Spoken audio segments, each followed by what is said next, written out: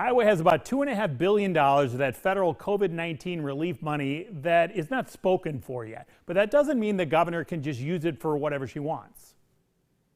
As these monies come through, there are still rules being written. So it's hard for many legislators to say, what the left lane is and right lane is on these monies coming down.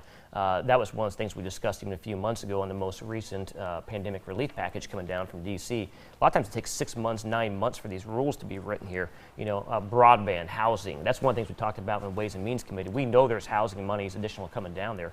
Those rules aren't written yet. So it's hard for many legislators, from my standpoint, to have a predictability in what the governors. How do you even go through this session when you may have a chunk of money that could help you, but you don't even know when you can grab it and how you can use it? Well, that's what we do with responsible budgeting, right? We try to build our budget based upon what we know is coming in and what our needs are. Like the governor, whether it be broadband, whether it's workforce housing, those should just be extra things off the top or one-time monies. Any legislator who wants to use those monies or plan to use those for building into the permanent budget cycle, that's poor budgeting practices, something we have no intention of doing. So. And that's also not allowed by the federal government anyway. In fact, they also said you cannot supplant any tax cuts with money coming in from the federal government. So it's a no-no. So is it? Can I just say that one other thing? We did have an amendment last night to a budget bill that would have asked for more accountability from the governor's office, that the legislature would start providing some more oversight. Obviously it failed, but we agreed that there should be some more oversight on how all those billions of dollars are being spent.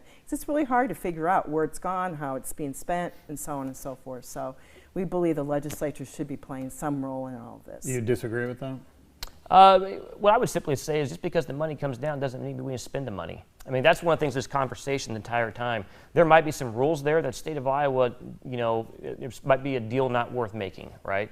Just because the money's come down, it might look appetizing up front, but the reality is that, we have a responsibility not only to state tax dollars, but to all tax dollars.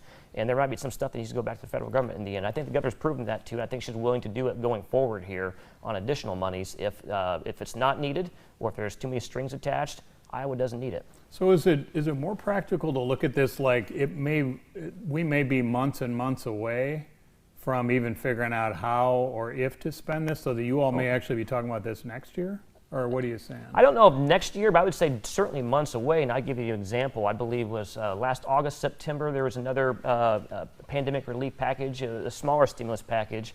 When we showed up in January, they had just started to promulgate the rules for that, and that was 3 or 4 months earlier. So, and that was a much smaller package compared to what was passed in late January or February. That was well north of $2 trillion, or it's just south, I think, of 1.9. The larger it is, the harder it is to officiate and distribute. So. Well, and the other thing too is that the federal money that's coming down, this second package, it's actually divided up. We get some this year and some next year for the state and for local governments.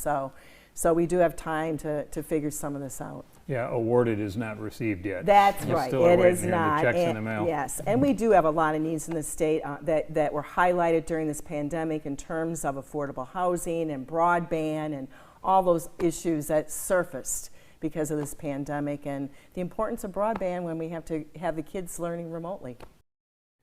Coming up next, why a charter school supporter teared up about that possibility.